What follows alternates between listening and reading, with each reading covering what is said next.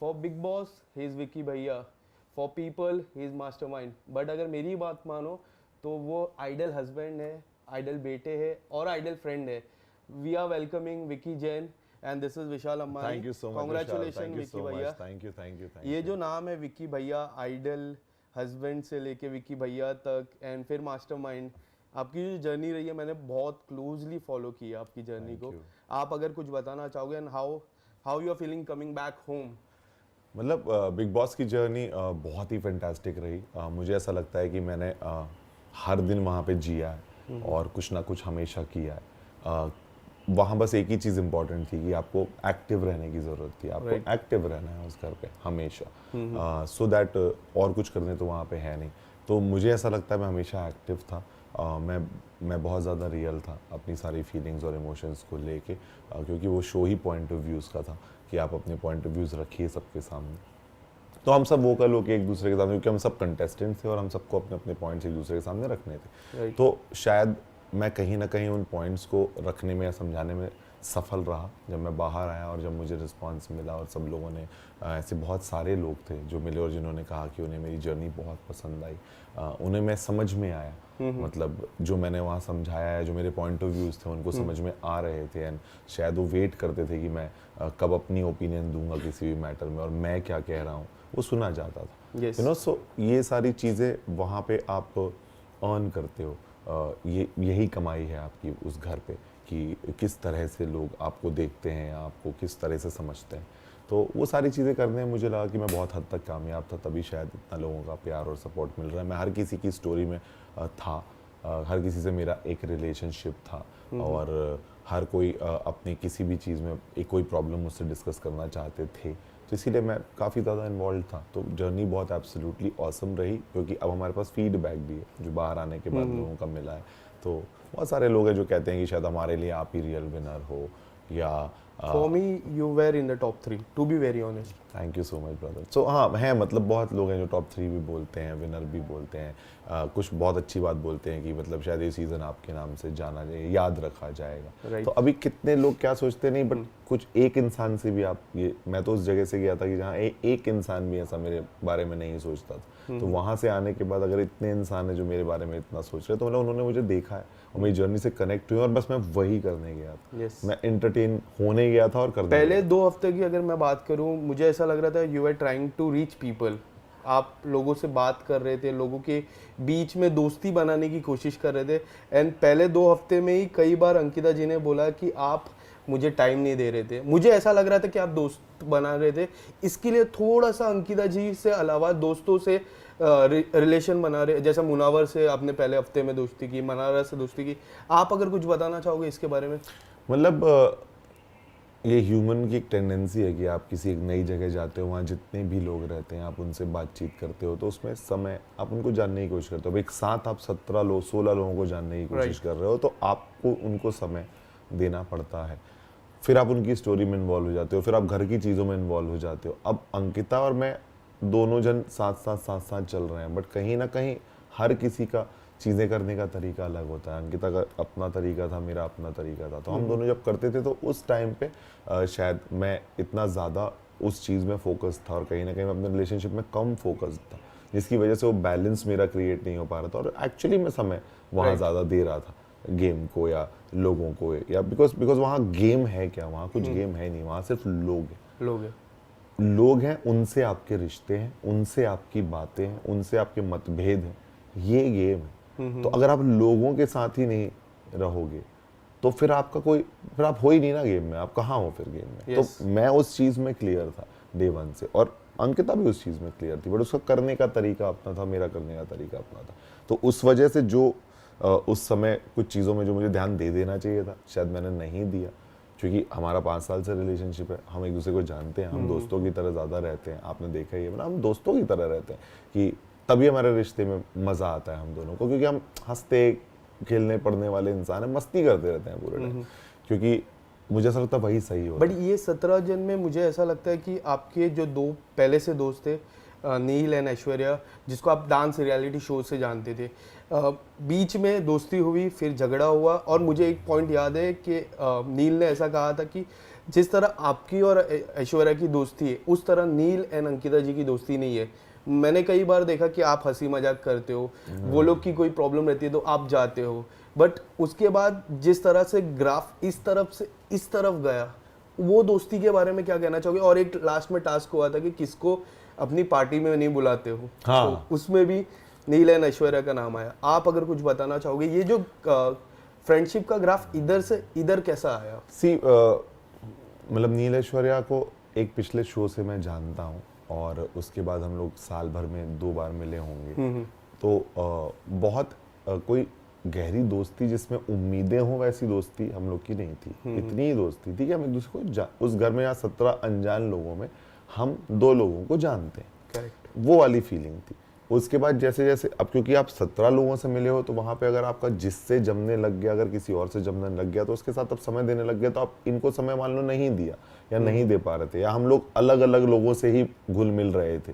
तो अपनी चॉइस थी सब लोगों की। तो हमारा कभी ऐसा कुछ रिलेशन उनके साथ कभी उस शो में, वो सिर्फ बातों में था कि पहले से जानते जो बार बार वो कहते थे, लेकिन अल्टीमेटली उस जगह से हमने क्या पहचान एक दूसरे के साथ बनाई वो मैटर करती है। और वहां पे हम लोग उतने क्लोज थे ही नहीं।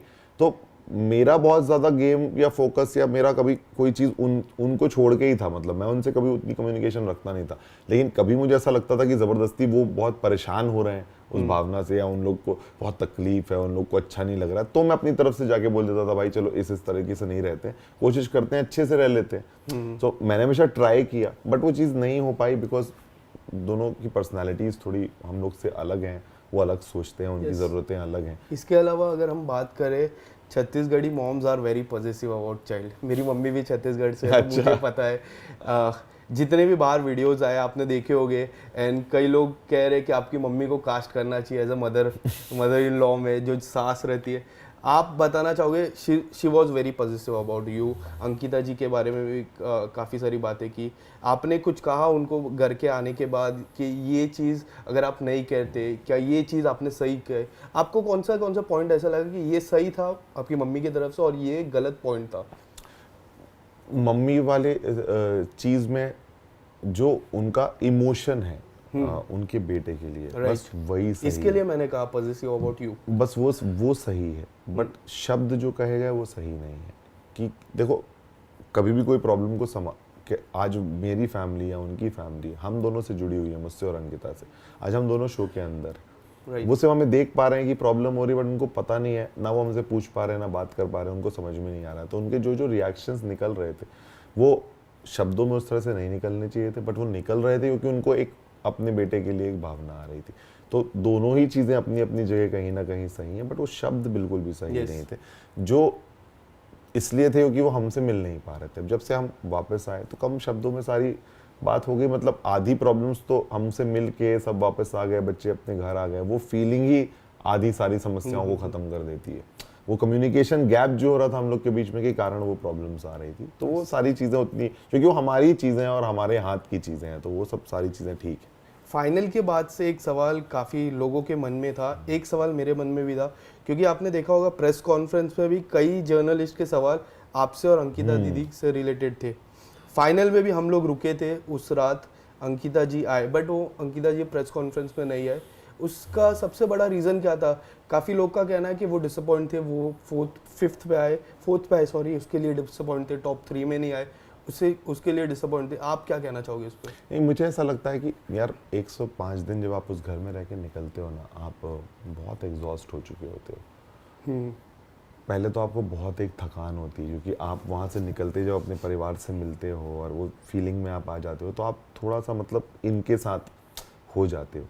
तो अंकिता को उस दिन एक्चुअली जेन्युइनली वो बहुत ज़्यादा थक गई थी, क्योंकि 2-3 दिन से इनके रिहर्सल्स, डांस, सब सारी चीज़ें चल रही थी। तो she was not feeling well. तो जैसे ही वो आई, वो उसकी एनर्जी वहीं से ड्रॉप ही चल रही थी। तो उसके बाद वो आई, वो सिर्फ थकी हुई थी और कोई रीज़न नहीं था कि वो नहीं करना चाहती थी उस इंटरव्यू। वो बहुत थकी हुई थी। उसने बोला मेरी तबीयत खराब लग रही है, मैं नहीं कर पाऊंगी, इसलिए उसने रिक्वेस्ट की कि मैं इसको थोड़े दिन बाद कर लूँगी। तो ये बस, बाकी उस टाइम वो जो फीलिंग रहती है ना, वो रिजल्ट वाली, वो अंदर जब घर के अंदर रहते हो ना, उस लाइन में जब खड़े होते हो 4 लोग के साथ, सबसे ज़्यादा डर आपको तब लगता है। लेकिन जैसे रिजल्ट आ जाता है ना सामने और आपको पता होता है आप यहाँ से जा रहे हो, तो पूरा मूड आपका चेंज हो जाता है। पहले बहुत डर लगता है जब आप 3 लोग के साथ खड़े हो, 2 के साथ खड़े हो, 5 के साथ खड़े हो, वो मोमेंट उस घर के सबसे खतरनाक मोमेंट थे जब आप खड़े होते एक छोटा सा फन सेगमेंट कर लेते हैं बिफोर एंडिंग अप। कार्ड्स आप खेलते हो? बिल्कुल। हाँ, तो मैंने कार्ड्स नहीं है यहाँ पे, बट कुछ चिट्स तैयार की है, एंड इस चिट्स में जो भी आता है, अगर किंग आता है, क्वीन आती है, आपको बताना है घर का कौन वो सदस्य है और क्यों। ठीक है। 5 कार्ड्स आपके सामने है। पहला कार्ड क्या आता है? किंग। किंग। घर का बादशाह कौन है आपके हिसाब से? घर का बादशाह मेरे हिसाब से मैं था। ओके। हाँ, क्योंकि मैं हर किसी की स्टोरी में था, मेरी लोग वहाँ बात सुनते थे, जो बहुत एविडेंट था। मुझे एक सर्टेन अमाउंट ऑफ रिस्पेक्ट भी वहाँ मिलता था मेरी समझदारी के लिए, मतलब वो मैंने कमाई थी। And people used to listen you. बस वो मेरी, मतलब वो जो मैंने उस घर में घुसने के बाद बनाया था, उस चीज़ को देख के लोग मुझसे जुड़े रहते थे। तो फॉर अ किंग, और कई बार अनाउंसमेंट में बोला भी गया कि विक्की भैया के शिष्य, उनके अंडर में 12 लोग, 14 लोग, तो ये सारी बातें मेरे लिए ही कही गई उस शो में। तो मुझे ऐसा लगता है किंग तो वही होता है जो सब चीज़ें मैनेज कर सके, सब चीज़ें संभाल के चल सके। 4 और कार्ड है। क्वीन। क्वीन। किंग की क्वीन तो एक ही हो सकती है, Ankita, and she totally deserves it, like the way she was. If you are king तो क्वीन ही है। बस तो queen. Next best card. Cards तो खुल चुके, बाकियों की जरूरत है, बेस्ट तो हो ही गया। फटाफट खोल लेते हैं। क्या है ये? जे। गुलाम। अच्छा, इट्स लाइक गुलाम। कौन था घर का गुलाम, एंड कौन ऐसा लगा आपको कि गुलामी करते करते काफी आगे तक आ गया? मतलब मुझे ऐसा लगता है कि गुलाम में मुझे अरुण भाई भी लगते हैं बहुत हद तक, क्योंकि मैंने हमेशा गेम में ये चीज़ बोली कि अरुण भाई, सभी लोग उनसे एक सवाल पूछते थे आके, सारे जोक्स भी उनके उस बात पे बनते थे कि आप साइड से ये, मतलब आपने ऐसा जेन्युइनली इतना किया है क्या? क्योंकि आप 5 हफ्ते की जर्नी में उनको बोला गया कि आप ज़्यादातर, तहलका भाई अब तक घर पे थे, दोनों जन सोते रहते थे एक दूसरे के साथ। अब उसमें वो बोलते हैं कि सोते नहीं रहते थे, हम वहीं से लेट के कुछ कंटेंट देते रहते थे, तो शायद वही समझते हैं वो क्या कंटेंट है, मुझे नहीं पता वो क्या कंटेंट था। और उसके बाद की उनकी जो जर्नी थी, उसमें भी उन्होंने, मतलब वो एक, कभी नील भाई, कभी विक्की भाई, कभी मुनव्वर और अभिषेक की दोस्ती, मतलब बस बहुत एविडेंट था, मतलब और वो शब्दों से बोल के, मतलब वो एकदम अपना साइड चेंज करते थे, तो वो फायदे उठा के, मतलब साइड से निकल गए, उनको किसी ने थ्रेट माना नहीं, सब आपस में लड़ते रह गए, और वो साइड से निकल गए। Last 2 cards. जोकर। जोकर कौन है घर का जोकर आपके हिसाब से? जोकर एक, मुझे ऐसा लगता है कि एक बिना काम का कार्ड होता है, कि जिसका शायद कोई बहुत फनी भी होता है। हाँ, मतलब वैसे फनी रहेगा तो मैं समर्थ को बोलूँगा कि समर्थ इस घर का जोकर था वो, और जोकर का काम बहुत अच्छा होता है कि वो हंसाता है लोगों को। वो डेफिनेटली बहुत एक एंटरटेनमेंट तो वो लेके आया था, डिफरेंट टाइप का एंटरटेनमेंट, जिसके कारण वो हमेशा पहचाना जाएगा है। बाकी जो उसका हुआ वो सब पोकिंग वोकिंग जो उसको बोला गया, वो उस चीज़ों को करेगा, उसको जो करना है, बट एंटरटेनिंग वो बहुत। ये कार्ड सबसे इम्पोर्टेंट है, और ये बादशाह के ऊपर रहता है, इक्का।